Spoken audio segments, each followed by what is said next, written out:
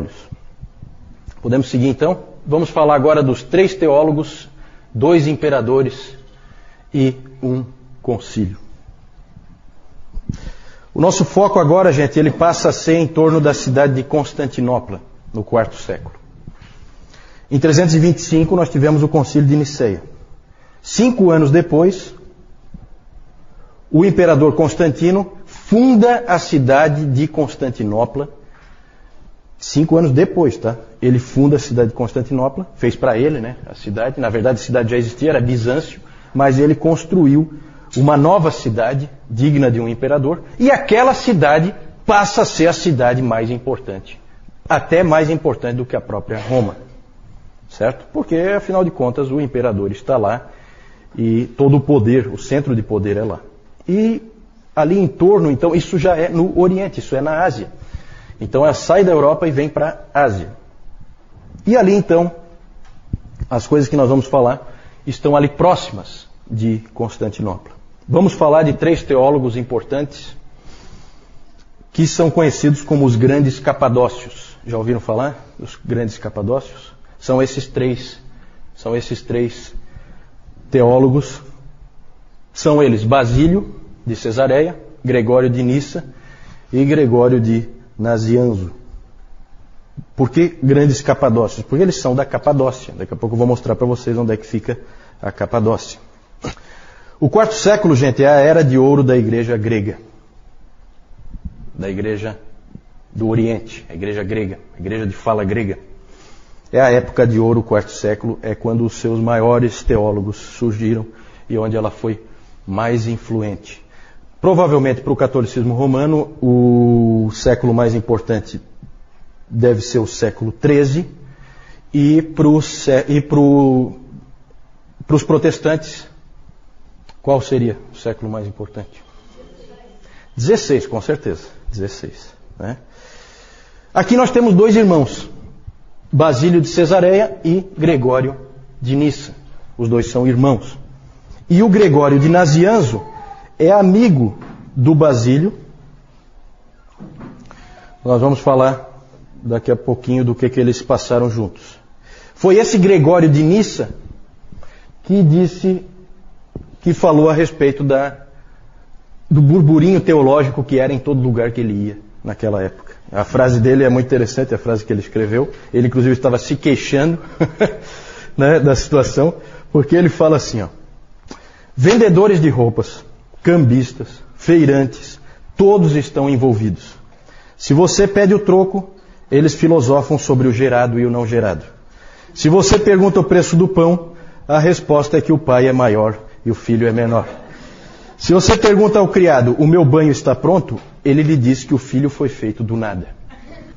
Então ele estava incomodado com aquilo porque não se falava em outra coisa naquela época. Certo? Interessante isso, muito interessante. Esse Gregório de Nissa, ele passou parte da vida meio perdido, assim, meio sem rumo. Né? Às vezes acontece com alguns indivíduos muito inteligentes, muito capazes, eles ficam assim, um pouco perdidos, eles não sabem bem para onde ir.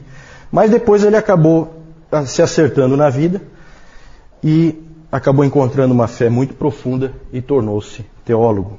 Ele é um tipo de teólogo poeta. É muito comum no Oriente, tá, gente? O cristianismo do Oriente ele é bem diferente do cristianismo do Ocidente. Então é muito comum eles misturarem com poesia a teologia deles. É muito comum eles enfatizarem sempre o mistério. Esse Gregório de Nissa escreveu um livro chamado A Vida de Moisés. Não sei se é uma biografia do nosso irmão ali, mas não autorizada, tudo bem, não autorizada. A Vida de Moisés, e ali ele escreve uma frase que só para vocês terem como exemplo, ele põe uma frase assim, ó: Moisés penetrou a escuridão e então viu a Deus nela. Perceberam assim a coisa poética, misteriosa? Isso aí é só um exemplo de uma frase. É assim que eles fazem teologia. É assim que eles sempre fizeram teologia. Tá? Ela tem esse elemento. Basílio era o irmão do Gregório de Nissa, tinha 6 anos a mais que ele, mais velho. E ele estudou na Academia de Atenas. Esses caras são muito bem preparados. O Basílio de Cesareia estudou na Academia de Atenas e lá ele conheceu um sujeito que passou a ser um colega para a vida toda dele, que é o Gregório de Nazianzo. Os dois estudaram juntos na academia de Atenas e depois foram monges juntos no deserto, certo? O Basílio e o Gregório. Só que eu já falei que os monges lá do Oriente, eles são os monges estranhos. Eles saem, eles se isolam para depois voltar. E foi isso que eles fizeram mesmo, tá? E o Basílio, eu já falei do Basílio, vocês provavelmente não lembram, quando nós falamos do monasticismo, o Basílio, ele apoiou o modelo de monasticismo do Pacômio, que era o de pequenos grupos da vida comum. Ele apoiou e foi ele que falou aquela coisa assim, que você tem que ter alguém com quem expressar a tua humildade. Ele falou que para Jesus Cristo lavar os pés, ele não podia ser os pés dele, tinha que ser os pés de outra pessoa. Foi o Basílio que disse isso. E o Basílio é famoso por ter criado a regra do monasticismo do Oriente. Certo? Não o monasticismo do Ocidente. Porque no monasticismo do Ocidente, quem criou a regra? Benedito de Núrcia. Exatamente. Certo? Quem copiou quem? Bom, como o Benedito está longe de nascer aí ainda, então eu acho que o Benedito é que copiou o Basílio. Tá? Basílio e Gregório tinham também uma irmã mais velha, chamada Macrina. Ela influenciou profundamente esses dois rapazes na fé. E o Gregório de Nissa, o irmão do Basílio, escreveu mais tarde um livro, A Vida de Macrina, em que ele conta então a história dessa Macrina. Macrina fundou vários mosteiros para mulheres. Ela era uma freira, né? uma monja, se é que se pode dizer assim, uma freira. E ela fundou mosteiros e escreveu livros. Ela também escrevia teologia já nessa época. Pode passar, vamos ver algumas ênfases dos capadócios. Primeira coisa, o mistério da divindade. Eles insistiram muito no seguinte ponto: Nicéia deu um rumo, definiu mais ou menos o balizamento do que se deve crer, mas não esgotou de maneira nenhuma a verdade. Tanto que a gente lê ali, gerado, não criado. O que quer dizer isso? Não quer dizer nada, na verdade. Né? Na verdade, é muito mais um balizamento para você não cair em heresias do que uma definição. Por quê? Porque eles deixaram claro, não dá para você entender a Deus. O mistério deve ser mantido. Isso sempre caracterizou a Igreja do Oriente. É comum a Igreja do Oriente se referir à Igreja do Ocidente de uma maneira não muito elogiosa, em que eles dizem assim, né, que o problema do Ocidente é que os ocidentais pensam demais. Mais do que deveriam.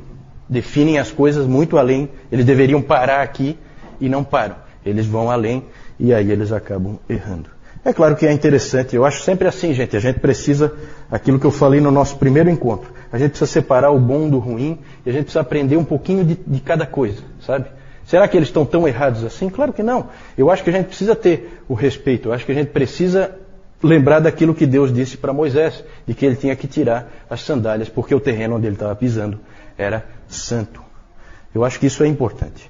É muito fácil um teólogo começar a achar que tem uma mente tão brilhante que ele vai conseguir definir tudo, e a gente sabe que ele não define nada, e facilmente ele acaba caindo em heresias. Pode seguir? Outra ênfase dos capadócios. Eles são, gente, quando a gente for pensar na pessoa do Espírito Santo, quem é o Espírito Santo? Todo mundo já viu que existe uma série de livros sobre o Espírito Santo, porque não é muito fácil às vezes da gente entender a pessoa do Espírito Santo. Os primeiros a trabalharem essa questão do Espírito Santo foram os capadócios, certo?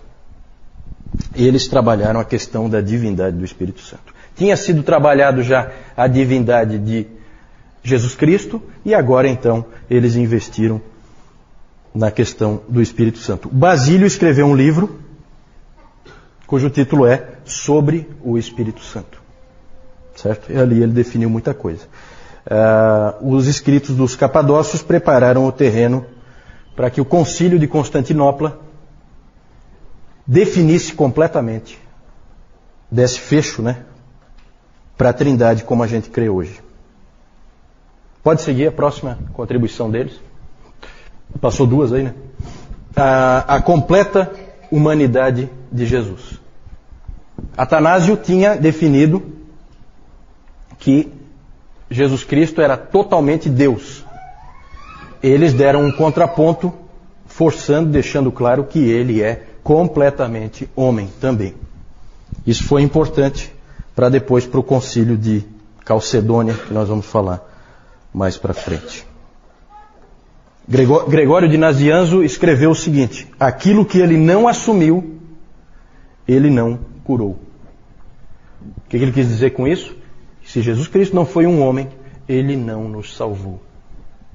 E engraçado porque o Atanásio tinha escrito sobre a encarnação do Verbo, ele tinha escrito que se Jesus Cristo não é Deus, nós não estamos salvos. Então, percebem aí, começa a ver a coisa começa a ir na direção das duas naturezas de Cristo. Isso aí vai gerar um problema seríssimo na igreja um pouquinho mais tarde. Mas os pais capadócios ajudam nesse debate. Pode seguir? E outra marca importante deles é o cuidado dos necessitados. Nisso aí nós temos que lembrar sempre de Basílio. Basílio é conhecido como Basílio o Grande. Na história, gente, um monte de gente é o Grande. Certo? O Constantino o Grande. O Papa Leão I o Grande. Gregório o Grande. Certo? Um monte de gente é o Grande. Quem deu esse nome, o Grande? Quem? Eles mesmos? Não, né? Os historiadores, né? Os historiadores dizem, não, esse aqui é o Grande. Basílio foi diferente. Ele era chamado de Basílio o Grande pelos pobres e necessitados. Porque eles diziam, esse é um grande homem. O Basílio, ele fez muito, mas muito mesmo, pelos necessitados de Cesareia, onde ele era bispo. Ele foi bispo de Cesareia. Ele fundou hospitais, orfanatos e abrigos para as pessoas necessitadas. Ali com Basílio começa essa coisa que a igreja sempre teve de investir nesse tipo de instituição, né? Hospitais, orfanatos, amparar os necessitados, amparar os que precisam. Houve tempo em que o Estado não fazia absolutamente nada nesse sentido. Quem fazia era a igreja. Hoje a maioria das igrejas faz pouco isso, porque o Estado já ampara os necessitados normalmente. E aí a gente acabou perdendo uma bela oportunidade de testemunho em função disso. Pode seguir? Só lembrando que o Gregório de Nazianzo escreveu um livro sobre o amor aos pobres. É impressionante, gente, como esse pessoal escrevia livros, tá? A produção literária deles é uma coisa que realmente assombra. Eu não sei, e vocês imaginam como eles escreviam, né? Não tem a canetinha Bic, muito menos um processador de texto, uma coisa assim, né? Não era fácil, mas eles produzem muito. Sobre o amor aos pobres, o livro do Gregório de Nazianzo. Então esses eram os capadócios, vejam que eram homens importantíssimos, foram importantíssimos na história da igreja, marcaram muitas posições que depois foram usadas por outros. É sempre assim, tá? A história da igreja é sempre assim. Um constrói em cima do que o outro já estabeleceu. Pode ver que isso é bem claro. Vamos falar, aí agora essa parte aí eu não vou gostar muito não. Essa parte aí eu até tinha pensado em tirar, mas sou obrigado a falar, não tem jeito. O momento histórico aí exige. Vamos falar dos dois imperadores. Esse primeiro mesmo eu queria ter riscado, eu não queria falar dele. Mas pode passar, vamos lá, vamos falar dele. Não tem jeito. Esse cara aí, ele dá uma raiva. Tem gente que está descontando lá. Tem gente feliz. A vingança é um prato que se come frio, né?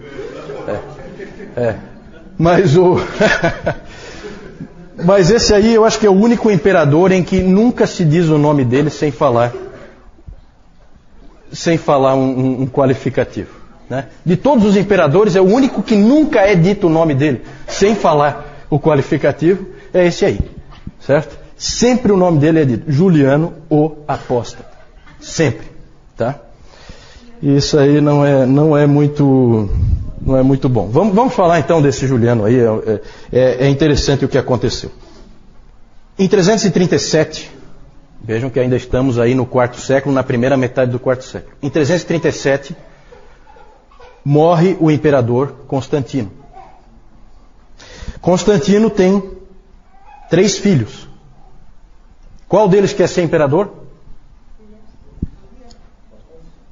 Quem? Qual deles quer ser imperador? Todos os 3. Né? Todos os 3. Os 3 querem ser imperadores. E por um tempo o império teve 3 imperadores. Que aí eles ficam brigando, né? Sabe como é que é? No fim, Constâncio, um dos filhos, acabou prevalecendo. Ele morre em 361 e aí ele é sucedido por um parente seu, um primo, que é o Juliano.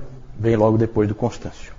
Juliano nasceu em uma família cristã, foi criado como cristão, mas com 20 anos de idade ele renunciou à fé. Daí o nome dele, o apóstata. Ele, na verdade, se converteu do cristianismo ao paganismo. Como é que pode acontecer uma conversão desse tipo? Bom, um historiador argumenta que toda a família de Juliano foi morta pelos 3 filhos de Constantino, que eram cristãos, nominais, pelo menos, né? Porque na briga pelo trono, a família do Juliano tinha também uma certa possibilidade de reclamar o trono, e então a família toda foi dizimada pelos 3 filhos do Constantino. E aí havia uma enorme incoerência entre a fé professada por aqueles homens e o comportamento deles. Que é o pior possível, né? Nós falamos já do problema que é a entrada do Império Romano na igreja, que aí virou realmente essa coisa do nominalismo, né? Cristãos nominais. E o importante, para a gente não ficar aí chateado de que os cristãos fizeram uma barbaridade dessa, dizimaram a família dele toda, o que se sabe é que Juliano só não foi morto porque um grupo de cristãos, e aí é o contraponto, preservou a vida do pequeno menino para que ele não fosse morto. Ele depois, quando ele assumiu então o império em 361, ele fez absolutamente de tudo para varrer o cristianismo do mapa. Essa era a ambição dele. Ele queria fazer com que o Império Romano voltasse aos tempos gloriosos, né, em que ele era pagão e adorava os antigos deuses do panteão grego. Ele chamava os cristãos de galileus ímpios. Esse era o nome que ele usava. Ele disse uma vez que o único problema que ele achava para acabar com a influência dos cristãos e fazer com que eles desaparecessem era que eles investiam demais em boas obras. Faziam coisas muito boas na sociedade e isso gerava dificuldade para ele. Inclusive ele disse o seguinte: eles cuidam não só dos pobres deles, mas dos nossos também. Então isso aí incomodava ele, incomodava profundamente. Vejam a igreja sempre testemunhando, né, no cuidado dos pobres e necessitados. Na providência de Deus, gente, o governo dele durou pouquíssimo, só 2 anos. Ainda bem, Deus deu um jeito de matá-lo logo, né? Ele só reinou 2 anos. Morreu em batalha contra os persas. Lembra que eu já falei que os persas eram a grande ameaça, os grandes inimigos no Oriente, né, do Império Romano. Por isso que a capital foi para Constantinopla, né, foi para o Oriente, porque os persas estavam logo ali. E se diz que as últimas palavras dele, quando ele foi ferido mortalmente em batalha contra os persas, foram as seguintes: tu venceste, ó Galileu. E de fato o Galileu tinha vencido, né? Quem é Juliano para afrontar o Senhor Jesus Cristo? Depois disso, com a morte de Juliano, o império voltou a proteger o cristianismo, tudo voltou a ser como era antes. Por isso que ele é tão marcante, porque é só ele tentou fazer isso, mais ninguém. Depois já voltou tudo ao que era antes com Constantino. Precisamos falar ainda, pode passar, de um outro imperador dessa época. Houve mais imperadores, tá? É que esses aí são marcantes. Esse Teodósio, ele é muito importante pelo seguinte. Ele se tornou imperador em 379 e a grande mudança que ele introduziu é que ele tornou o cristianismo a religião oficial do Império Romano. Isso Constantino não tinha feito. Ele apoiou o cristianismo e tal, mas não era a religião oficial do Império. O Teodósio colocou como religião oficial do Império. O que isso implica? Implica em perseguição a todos os outros. Porque o Império só vai aceitar esta religião daqui para frente. Então, gente, olha que interessante. Começa a haver perseguição aos pagãos. Os templos pagãos começaram a ser destruídos. O Teodósio botou abaixo mesmo. E ele também estabeleceu leis contra heresias. Porque não é só que você tem que ser cristão para viver no Império. Você tem que ser cristão ortodoxo. Se você tiver uma heresia lá, você crê em alguma coisa que não seja da ortodoxia, também é punido. Certo? E aí começa uma coisa que ficou conhecida como a cristandade. Já ouviram falar da cristandade? O que é a cristandade? Estado e igreja unidos, uma coisa só, andando juntos.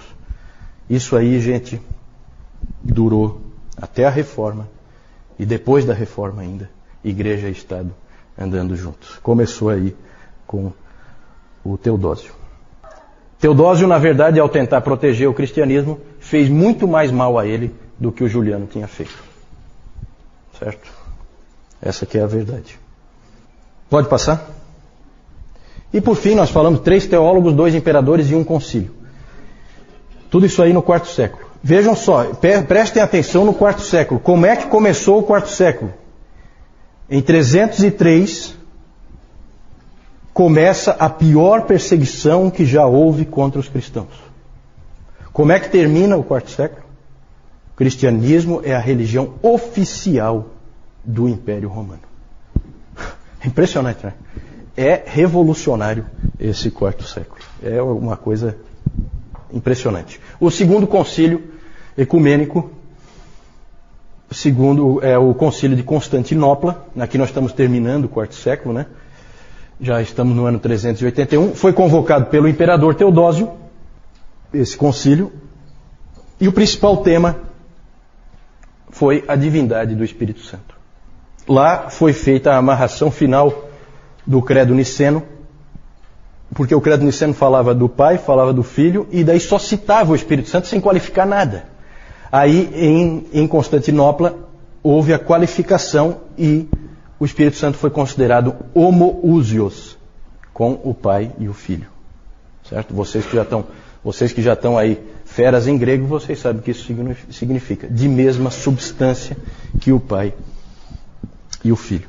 Na verdade, o que nós hoje chamamos de credo niceno já é a versão modificada de Constantinopla.